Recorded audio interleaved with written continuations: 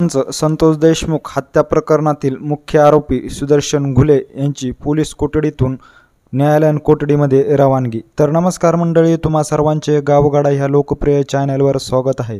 मस्साजोगचे सरपंच संतोष देशमुख यांची निर्गुणपणे हत्या केल्यानंतर फरार आरोपी सुदर्शन घुले हे पोलिसांनी अटक केली असून त्यांच्यावर मकोका देखील लावण्यात आलेला आहे।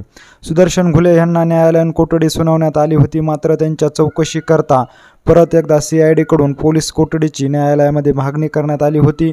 5 दिवसाची पोलीस कोठडी मागणी केल्यानंतर 3 दिवसाची पोलीस कोठडी न्यायालयाने सुनावल्यानंतर आज 14 फेब्रुवारी सुदर्शन घुले यांची पोलीस कोठडी संपल्यानंतर त्यांना केज पोलीस स्टेशनमधून बीड कारागृहामध्ये रवानगी करण्यात आलेली आहे।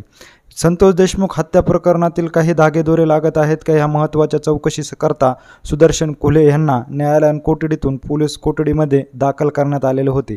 गेल्या 3 दिवसापासून सुदर्शन घुले हे पोलीस कोठडीमध्ये होते। त्यांची CID पथकाकडून कसून चौकशी देखील करण्यात आल्याची आपल्याला सांगण्यात आलेले आहे।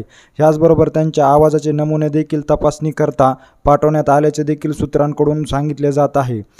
संतोष देशमुख हत्या प्रकरणापूर्वी सुदर्शन घुले यांनी कुणासोबत फोनवरून संपर्क केलेला आहे ह्याचा तपास घेण्याकरताच त्यांच्या आवाजाचे नमुने देखील तपासणीकरता पाठवण्यात आले असल्याची देखील माहिती आता समोर येत आहे।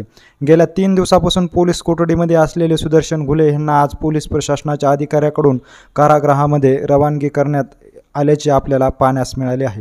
एकंदरीत ह्या सर्व घडामोडीविषयी नेमकं तुम्हाला काय वाटतं हे आम्हाला आमच्या कमेंट बॉक्समध्ये नक्की कळवा आणि अशीच अपडेट जर तुम्हाला वेळोवेळी जाणून घ्यायची असेल आणि तुम्ही अजूनही आमच्या चॅनलला जर सबस्क्राईब केलं नसेल तर नक्की सबस्क्राईब करा। धन्यवाद।